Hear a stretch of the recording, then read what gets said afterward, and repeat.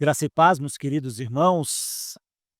Confesso que já estava com saudade desse lugar aqui, em que eu tenho ocupado durante esse tempo, mas agradecido ao Senhor pelo tempo que deu a eu e a minha família de termos aí um tempo de férias, mas feliz também por poder estar de novo à casa do Senhor, por poder estar de novo pregando a sua palavra. E sem maiores delongas, eu quero convidá-lo então, nesse momento, a que você abra a sua Bíblia aí, na Epístola de Paulo a Filemon. E antes que você me pergunte, ela está no Novo Testamento sim, viu. Ela está aí depois de Tito, carta de Paulo a Filemon. Esse vai ser o tema, ou esse vai ser o livro das nossas 2 próximas mensagens. Esse é um livro pequenininho, então normalmente quando nós nos referimos a ele, nós falamos apenas os versos. E eu quero ler do verso 1 até o verso de número 7, dado, é claro, que essa pequena carta, ah, tem apenas um capítulo, né. Mas assim como um bom perfume, ele tem a essência, sem dúvida essa carta traz para nós também ensinamentos profundos, e a essência também do que nós devemos aprender sobre o evangelho de Cristo Jesus. Eu vou repetir para que você possa encontrar aí na sua Bíblia, Filemon, versos de 1 a 7. O texto já está aí projetado, você pode acompanhar. Quero também agradecer a todos que nos acompanham das suas casas, lembrando, meus irmãos, que sempre esse é um recurso que você pode utilizar quando você está impedido de alguma forma de vir à igreja. Mas é claro, o culto sempre acontece aqui, ele é presencial, então nós convidamos você a estar conosco também no próximo domingo. Não deixe que isso seja apenas um recurso cotidiano, mas que seja sempre um recurso usado para os momentos em que você não pode estar aqui. Carta de Paulo a Filemon, eu vou ler do verso 1 até o verso de número 7. Eu peço aos irmãos que atentamente me acompanhem na leitura que farei destes versos. Diz assim a palavra do Senhor. Paulo, prisioneiro de Cristo Jesus, e o irmão Timóteo, ao amado Filemon. Também nosso colaborador, e a irmã Áfia, e a Arquipo, nosso companheiro de lutas, e a igreja que está em tua casa. Graça e paz a vós outros da parte de Deus, nosso Pai, e do Senhor Jesus Cristo. Dou graças ao meu Deus, lembrando-me sempre de ti nas minhas orações, e estando ciente do teu amor e da fé que tens para com o Senhor Jesus e todos os santos, para que a comunhão da tua fé se torne eficiente no pleno conhecimento de todo o bem que há em nós para com Cristo. Pois, irmão, tive grande alegria e conforto no teu amor, porquanto o coração dos santos tem sido reanimado por teu intermédio. Meus irmãos, falar de perdão nem sempre é tão fácil assim. Às vezes, algumas polêmicas surgem ao longo deste assunto, não é verdade? Mas eu queria lembrar de um caso que aconteceu em 1956. Talvez você já tenha até ouvido falar dessa história. Em 1956, um grupo de missionários americanos resolve pregar o evangelho nas florestas equatorianas. O seu grande objetivo era pregar para uma tribo chamada Huarani. Eu saí em casa, mas ainda gaguejei aqui, né? Essa tribo, ela era extremamente afastada e isolada ao extremo de toda a civilização. Então, depois de vários momentos, esses missionários conseguiram um encontro com aquelas pessoas, conseguiram um encontro com alguns daquela tribo. Mas o que seria talvez para nós um motivo de alegria, porque ouviriam o evangelho pela primeira vez, foi sem dúvida um momento muito triste na história das missões, quando nós olhamos a história das missões nacionais e internacionais. Porque aquele grupo foi tragicamente, meus irmãos, assassinado. Jim Elliot, que comandava aquele grupo, e os seus companheiros foram mortos naquele dia. Mas o que aconteceu na sequência nos chama também a atenção. Depois disso, então esposa, agora viúva de Jim Elliot, Elizabeth Elliot, junto com Rachel Sent, que era uma das esposas também daqueles missionários, elas resolvem retornar àquela tribo, retornar àquele lugar. Talvez para nós surgisse a ideia de, quem sabe, querer a vingança, porque o seu marido, bem como seus companheiros, haviam sido assassinados. Mas, meus irmãos, o que acontece aqui é justamente o contrário. Elas voltaram com o intuito de pregar o evangelho para aquela tribo. E pasmem, meus irmãos, essa encruzilhada, essa missão, ela dá certo.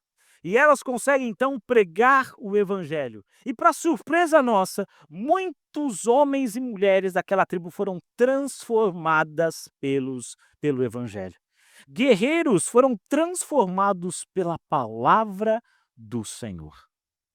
Irmãos, que ideia ou que lição eles nos dão sobre o perdão de Deus. E por que eu estou falando isso? Porque Filemon, e principalmente no momento em que a gente lê os versos primeiros, mostram como o evangelho, ele transforma a nossa vida, mas consequentemente ele também transforma os nossos relacionamentos.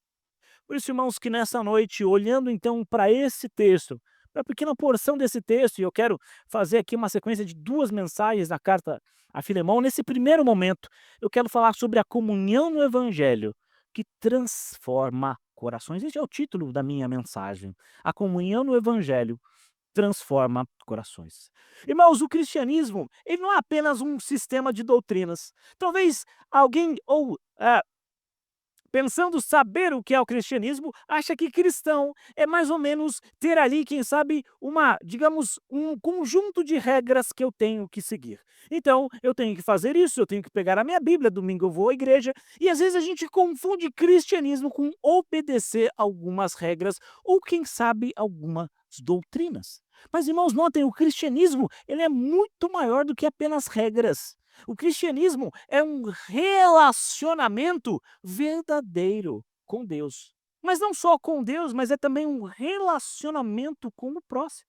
Não é à toa que, quando Jesus foi resumir os 10 mandamentos, ele disse: amarás a Deus sobre todas as coisas e o próximo como a ti mesmo. Esse é o resumo dos 10 mandamentos. E, meus irmãos, embora essa carta tenha escrito, e essa pequena carta que tenha sido escrita há tanto tempo atrás, ela traz para nós lições preciosas e extremamente oportunas para o momento em que nós vivemos. E a primeira coisa que eu queria destacar aqui dos versos 1 a 3 é que relacionamentos transformados começam com uma nova identidade, começam com humildade e começam com submissão. Relacionamentos transformados se iniciam assim, com uma nova identidade. Não é à toa que o apóstolo Paulo, ele já nos revela isso nas primeiras linhas dessa carta. Era muito comum que naquele momento as cartas fossem escritas e a primeira coisa que se fazia era nomear quem era o seu autor. E Paulo faz isso. Paulo, prisioneiro de Cristo Jesus. Mas nota, irmãos, Paulo, ele sempre se apresenta, e você deve saber isso, como o quê? Apóstolo. Se você pegar as cartas de Paulo, 1 Coríntios, 2 Coríntios, Romanos, Gálatas, Efésios, Filipenses, Colossenses, Tessalonicenses e até as próprias cartas de Timóteo e Tito, você vai ver que Paulo se apresenta como o quê? O apóstolo. Mas notem, essa é a única carta em que Paulo não se apresenta aqui diretamente como o quê? Como apóstolo. Mas ele se apresenta aqui como, irmãos?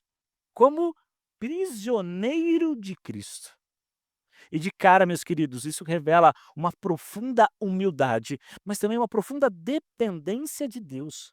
Notem, ele não está aqui apelando pela sua autoridade apostólica, e ele assim podia fazer sem problema nenhum, como aliás ele faz nas outras cartas. Mas ele escreve essa carta agora para um amigo. É mais ou menos a ideia de: eu quero não usar da minha autoridade, mas eu quero usar do sentido que nós em Cristo nós somos iguais. Em Cristo Jesus nós somos irmãos. Não existe aqui o líder ou o liderado, mas todos fazemos parte de uma grande família.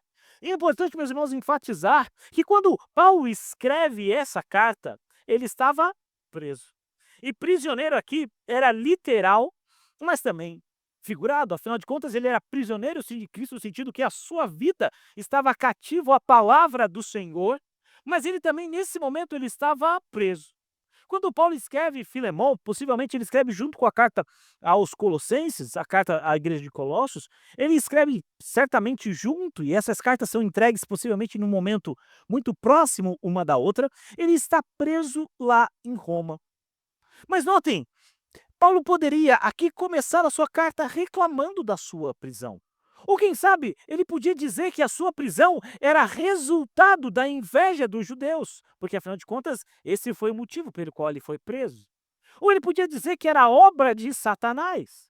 Ou quem sabe ele podia dizer que eram os gregos que estavam indo contra a palavra de Deus. Mas nota, irmãos, de forma profunda, Paulo entende que todos esses são apenas instrumentos de Deus para a sua glória.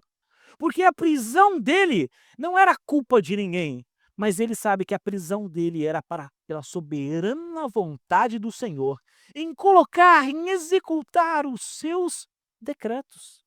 Olha que interessante, quando João Calvino comenta essa parte, ele diz: as cadeias que Paulo foi atado por causa do evangelho eram os adornos ou a marca da sua embaixada, de que ele desempenhava para Cristo esse papel. Por conseguinte, o apóstolo as menciona com o fim de afirmar sua autoridade, não porque tivesse medo de ser desprezado uma vez que estava preso, mas porque ia defender a sua causa como um escravo fugitivo. E a parte principal da carta era uma súplica pelo perdão. Ou seja, Paulo entendia que a sua situação era dada pelo próprio Senhor Jesus Cristo. A sua prisão não era por causa da perseguição, a sua prisão não foi orquestrada pelas pessoas, mas ele entendia que era a soberana vontade de Deus. E sabe, irmãos, para nós é difícil entender isso. É difícil entender que coisas que aos nossos olhos são ruins colaboram para a glória do Senhor. Não é verdade? Eu fico imaginando de várias histórias que eu poderia pensar e contar para os irmãos para ilustrar isso. Talvez a história mais marcante para mim é a história de José. José e os seus irmãos estavam num determinado momento no campo, quando o José vai ser espancado pelos seus irmãos e vai ser levado cativo para o Egito. E você pode me perguntar: pastor, o que isso tem de bom? É bom ser espancado? Certamente não. É bom ser levado cativo para um outro país em que certamente ele não falava, talvez a língua, e estava ali perdido? Certamente que não. Mas notem que aos acontecimentos futuros da vida de José mostram como a glória de Deus foi se manifestando. Embora ele tenha sido preso, ele vai ascender ao segundo posto mais alto do Egito, para mostrar, irmãos, que mesmo as situações complicadas e difíceis da nossa vida são para a glória do Senhor. E sem dúvida, a pedagogia do sofrimento é uma das mais difíceis de nós entendermos. Afinal de contas, se você perguntar para todo mundo, nós queremos as bênçãos de Deus. Nós queremos as alegrias, a bonança, a fartura, a provisão, a prosperidade. Mas nem sempre nós somos levados a Cristo por isso. Me lembro de um pastor muito amigo meu, que em determinado momento da vida, ele sofreu com a depressão. E em determinado momento, conversando com ele disse que no momento em que ele estava mais que a doença talvez apertava mais o seu coração, foram os momentos da vida dele em que ele mais buscou ao Senhor em oração.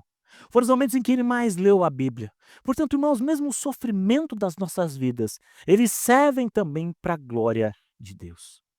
E, meus queridos, nesse momento, Paulo nos diz que é importante nós pensarmos assim. Não olhe para o seu sofrimento apenas como a agonia do presente, mas olha como ele hoje pode, lá no futuro, apontar para a glória do Senhor. E é por isso, meus irmãos, que a Bíblia diz que o Evangelho ele transforma as nossas vidas. Mas notem que o texto caminha e ele vai dizer que o Evangelho não só transforma as nossas vidas, mas também transforma as nossas interações. Transforma a nossa postura com relação às pessoas que nos cercam. O Evangelho ele redefine quem nós somos. E olha, Paulo diz aqui que ele não era superior, mas ele se coloca aqui como alguém em Cristo Jesus e como também um irmão de Filemão. Paulo, prisioneiro de Jesus Cristo, e o irmão Timóteo, ao amado Filemão, também nosso cooperador. E é assim que Paulo se apresenta. Eu gosto muito dessa palavra cooperador, sabe por quê? Porque essa palavra, lá no seu original, é a mesma palavra que a gente usa hoje como sinergia. A gente não fala isso muito, né? A gente tem que ter aqui a mesma energia, o mesmo comprometimento, né? E a ideia é justamente essa, né? Temos o mesmo comprometimento de uns para com os outros. E é assim que Paulo, então, define aqui. Mas nota aqui, além dessa definição importante que nós vemos como o evangelho transforma, ele transformou a vida do apóstolo Paulo, mas na sequência, Paulo também apresenta como esse mesmo evangelho transformou a vida daquele homem. Quando nós vemos o verso 1 e 2, nós vemos que essa carta ela é destinada ao homem chamado Filemão. E você pode perguntar quem era Filemão. Aliás, a carta é destinada a Filemão, Áfia e Arquipo. Alguns estudiosos dizem que Áfia é possivelmente a sua esposa e Arquipo possivelmente um dos seus filhos. Então, essa menção importante aqui mostra que Paulo escreve a carta para toda aquela família. Irmãos, e o que me chama a atenção é que aquela era uma família transformada pelo evangelho. E talvez você me pergunte: "Pastor, mas por que você diz isso? Ou de onde você tirou essa ideia?" Justamente, meus irmãos, porque a Bíblia diz que na casa daqueles homens funcionava a igreja. Notem, eles abrigavam uma parte da igreja de Colossos na sua própria casa, na sua própria residência. Irmãos, embora hoje a gente tenha um lugar próprio para isso, a nossa igreja, onde nós dominicalmente vemos aqui para cultuar a Deus, aprender da sua palavra, naquele momento a igreja se reunia nas casas. Não tinham templos como nós o temos hoje. Isso talvez venha ali pelo século terceiro ou quarto, mas eles se reuniam nas casas. E é interessante que a casa de Filemão ela foi aberta para o evangelho. Ou seja, ele não entendeu como algo propriamente seu, mas ele entendeu que aquilo que ele tem é para a glória do Senhor. E se é para a glória do Senhor, eu vou abençoar as pessoas com aquilo que eu tenho. Eu vou abençoar as pessoas com aquilo que eu possuo. Então, Filemão, ele abre a sua casa para isso. O texto nos diz ainda sobre Filemão que ele era um senhor rico, possivelmente, mas nos mostra também lá no verso 19 que ele era filho na fé do apóstolo Paulo. O que significa essa expressão filho na fé? Possivelmente o apóstolo Paulo foi quem pregou e conduziu ele a Cristo, e quem possivelmente foi o seu discipulador. Então, perdão, Paulo então tem uma relação muito íntima com Filemão. Filemão, meus irmãos, é demonstrado aqui como um cristão que tem um comportamento exemplar. Ele tinha fé em Deus, como tem Jesus, como nós vimos no verso 5, e também o amor pelos santos, como nós vimos no verso 7.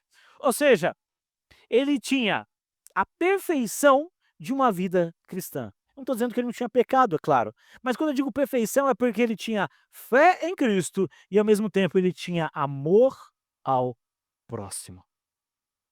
Irmãos, nós somos chamados nesse tempo a fazer essas duas coisas, a termos fé em Cristo Jesus e amarmos o nosso próximo. E Filemão foi esse homem, então, um colaborador do apóstolo Paulo. Filemão era alguém que entendia, e não só entendia, mas se colocava como cooperador. Ele ajudava o apóstolo Paulo. E esse amor de Filemão não era um amor fingido, ou quem sabe um amor de fachada, mas é um amor verdadeiro.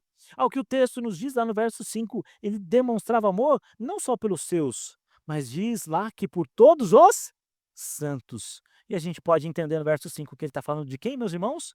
Da igreja. Ele demonstrava amor por toda a igreja. Filemão, sem dúvida, o reverendo Hernandes usa essa palavra muito bonita, era um bálsamo na vida dos crentes. Ele reanimava o coração dos santos. Era alguém que cumpria aquelas funções que a gente viu de um líder. Lembra quando nós lemos lá em Timóteo e Tito sobre o que deve ser um líder? Que ele deve ser alguém o quê? Hospitaleiro.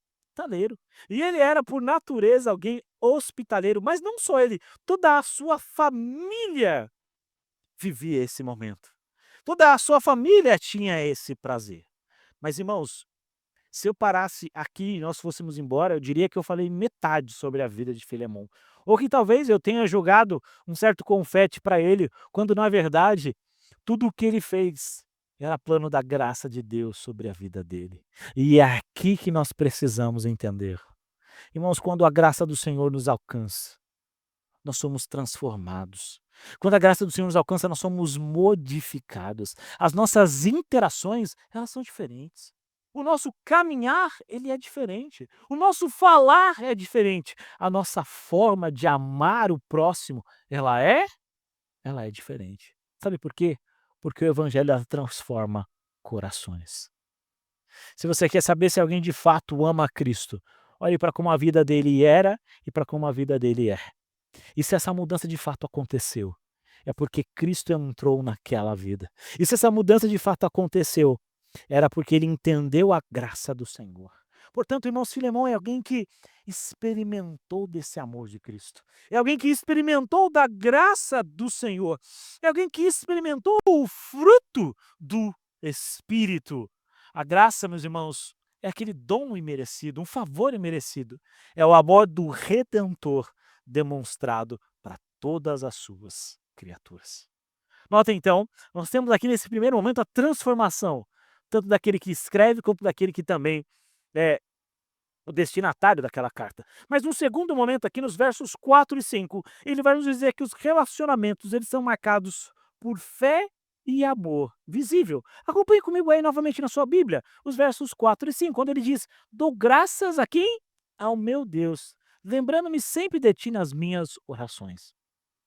As formas do apóstolo Paulo escrever as cartas são sempre muito precisas. Lembra? Depois de ele se apresentar, o que ele faz?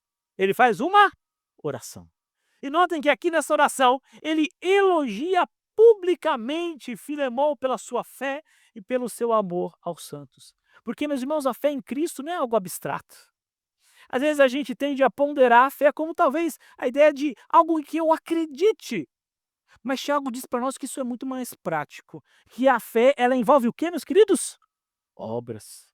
Aliás, a fé sem obras ela é o quê mesmo? Uma fé morta, que não serve para nada. A fé ela é operosa, ela tem seus frutos. Ou seja, não é uma fé abstrata, não é algo no vazio, um acreditar em qualquer coisa, mas é entender a graça de Deus que ilumina o coração. E essa fé então me capacita a boa obra. Me capacita a fazer a obra do Senhor. E aliado a essa fé aqui, nós vemos também o amor. Filemão aqui era abrangente e incluía todos nessa concepção. Ele amava os santos da igreja. E Paulo, então, destaca esse relacionamento de Filemão com Deus e com seus irmãos. E Paulo, então, agradece ao Senhor por pessoas como ele. Agradece ao Senhor por pessoas que colocam o seu coração na obra de Deus. Por pessoas que têm prazer em estar na casa do Senhor. Por pessoas que têm prazer em amar o seu irmão. Sabe, meus irmãos, olhando então para esse texto, eu sou aqui encorajado a te perguntar: você tem sido bênção na casa do Senhor? Você tem usado desse amor abnegado para com os seus irmãos? Você tem uma fé operosa? Porque, irmãos, às vezes a gente faz as coisas como a gente diz popularmente para inglês ver. Talvez a gente faça algumas coisas meio de fachada, mas notem o evangelho, ele transforma profundamente o nosso coração. E é assim que Filemão demonstra. Filemão tinha uma fé que era operante, ele atuava pelo amor. E para mostrar, meus irmãos, nossa fé, não é apenas pela pregação, mas é também alimentando os famintos, ajudando aqueles que têm necessidade, confortando os aflitos, libertando os oprimidos. Meus irmãos, na nossa igreja, não há ninguém que saiba tão pouco que não possa ensinar. Assim como também não há ninguém que saiba tanto a ponto de não ter que aprender um pouco mais. E, queridos, a gente tem falado durante esses últimos tempos de como é importante o discipulado, de pessoas acompanharem pessoas. E eu tenho que te fazer esse desafio. Eu preciso te fazer esse desafio. Você precisa acompanhar pessoas. Você precisa estar atento às necessidades das pessoas. Você precisa lembrar, meus irmãos, que o amor não deve ser apenas da fala. O amor não deve ser apenas o afago ou o abraço, mas o amor ele envolve comprometimento. O amor envolve o recurso mais escasso que você tem. E antes que você fale para mim que é o seus, eh, seus valores monetários, a sua conta corrente, nada disso. O amor envolve de você dar do seu tempo para abençoar a vida de outras pessoas. É o que Filemão fazia, é o que Paulo dedicou a sua vida para fazer. Mas, irmão, será que a nossa fé tem sido visível nas nossas ações? Será que temos demonstrado amor aos irmãos, especialmente aqueles que são mais difíceis da gente demonstrar esse amor? Me permito aqui dar um exemplo para ilustrar o que eu quero dizer para vocês. Havia uma senhora chamada Rose Mapendo. Ela era do Congo e ela sofreu profundamente durante uma guerra civil no seu país. Rose perdeu o seu marido, foi separado da sua família e passou meses em um campo de concentração, onde certamente ela enfrentou fome e tortura. Mas notem, apesar disso tudo, ela não deixou que a amargura tomasse conta do seu coração. Anos depois, ela foi deportada para os Estados Unidos, junto com seus filhos, e lá Rose começou a trabalhar pela reconciliação, ajudando refugiados a reconstruir a sua vida. Ela usou da amargura e do ódio que foi dado a ela, transformou isso pela fé em amor e dividiu com as outras pessoas o que ela tinha de melhor, o amor de Cristo na sua vida. E assim como essa moça, Rose refletiu o coração de Cristo por meio do seu amor, do seu perdão e também do seu aconselhamento. Nós vemos Paulo aqui destacar essas qualidades em Filemão, cuja fé e amor impactam profundamente a sua comunidade. A comunhão no Evangelho, meus irmãos, molda os nossos relacionamentos e nos capacita, então, a sermos instrumentos de transformação nesse tempo. Mas ontem, agora no último ponto da minha mensagem, e só para recapitular, eu falei um pouco, então, aqui, meus irmãos, que o Evangelho, ele nos transforma. A primeira questão que eu falei que o Evangelho transforma o nosso coração e a nossa identidade. Mas eu também aqui, pensando nisso, eu falei num segundo momento sobre que o evangelho transforma os nossos relacionamentos. E agora, meus irmãos, por último tempo, no meu último ponto da mensagem, eu vou dizer que os relacionamentos transformados geram refrigério e encorajamento. E, meus irmãos, como nós precisamos ser encorajados. O coração de um santo anima o coração de um outro santo. Um coração de um irmão anima o coração de um outro irmão. E como isso acontece? Paulo aqui, meus irmãos, ele enaltece Filemão e está aqui, obviamente, com o seu coração reanimando Filemão. No domingo que vem a gente vai ver que Filemão tem uma tarefa difícil. Sabe qual é essa tarefa? Perdoar. E Paulo aqui está animando o seu irmão em Cristo a fazer isso. E a expressão reanimar o coração mostra que Filemão, ele cumpria sim os seus deveres religiosos, mas que ele precisava ser encorajado na fé. Irmãos, como nós também precisamos ser encorajados na fé. Sabe por quê? É por isso que Deus nos chamou para ser igreja. Deus não nos chamou para sermos cristãos no nosso lar sozinhos. Deus não nos chamou para uma carreira solo. Mas Deus nos chamou para um grupo. Deus não nos chamou aqui para ficarmos na nossa casa, sozinhos, lendo a palavra, mas nos chamou para estarmos aqui como família do Senhor. Eu sei, meus queridos, que talvez uma das críticas que vem ao seu coração seja aquela, pastor, mas na igreja tem gente que faz aquilo, na igreja tem pessoas falhas. Irmão, eu sei de tudo isso, mas é através dessas pessoas, ou é através dessa igreja que Deus usa as pessoas. E isso, meus irmãos, foi desde o princípio. Notem aí uma pessoa que talvez tenha sido perfeita. Moisés teve seus momentos em que ele não queria liderar o povo. Abraão, em momento determinado da sua vida, ele mentiu. O que falar ainda de Jacó, talvez? Daniel, quando ele solta aqui, quando ele faz a sua confissão dizendo que o pecado também estava nele. Ou seja, meus irmãos, são homens falhos como nós, que Deus usa para a sua glória. A gente precisa disso. Eu sei que a gente é muito rápido em criticar, não é verdade? Quando a gente vê alguma coisa errada, nós somos rápidos em criticar, em falar mal, em falar do que você deve melhorar. Aliás, se você perguntar para alguém, você sempre vai ouvir uma crítica construtiva sobre como você deve melhorar. Mas a verdade é que a fila dos criticadores, ela sempre aumenta. Mas a fila daqueles que são, eh, que animam, ela parece cada vez mais diminuir.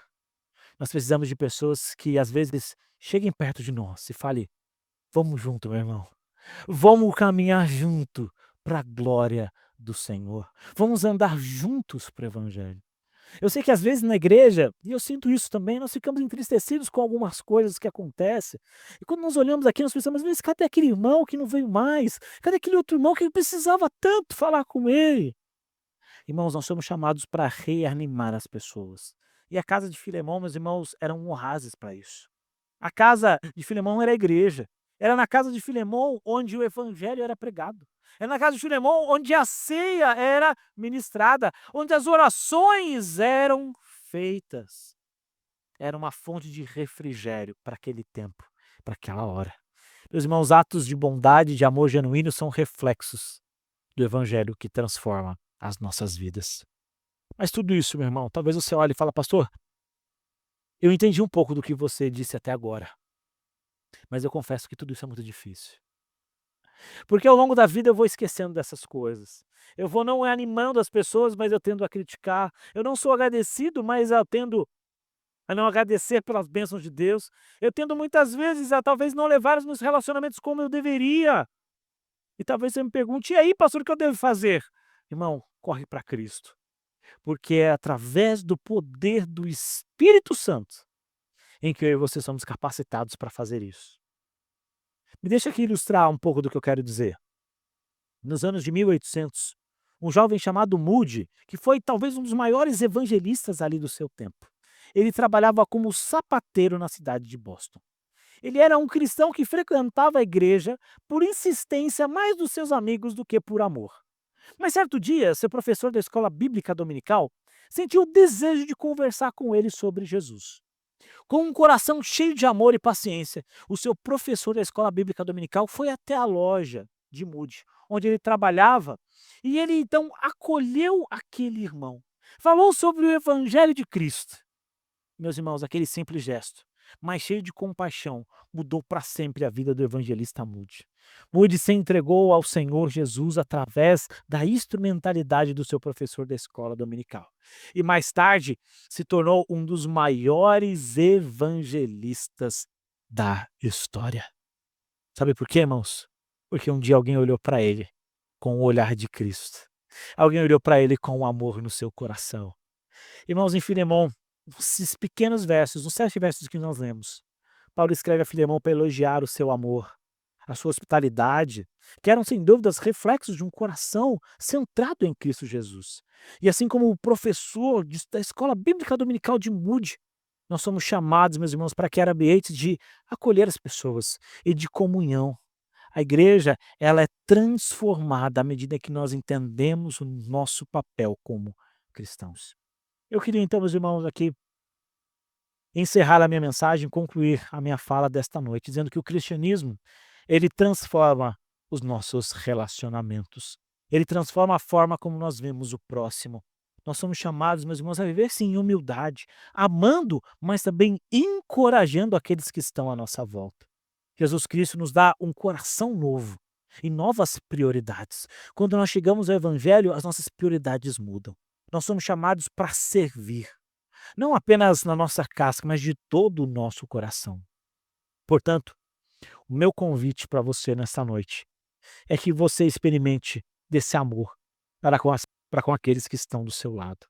Cristo transforma as nossas vidas, para que assim transformado, nós transformemos a vida das outras pessoas, para que a glória do Senhor seja vista através da nossa vida, seja vista através da nossa igreja. Que Deus os abençoe.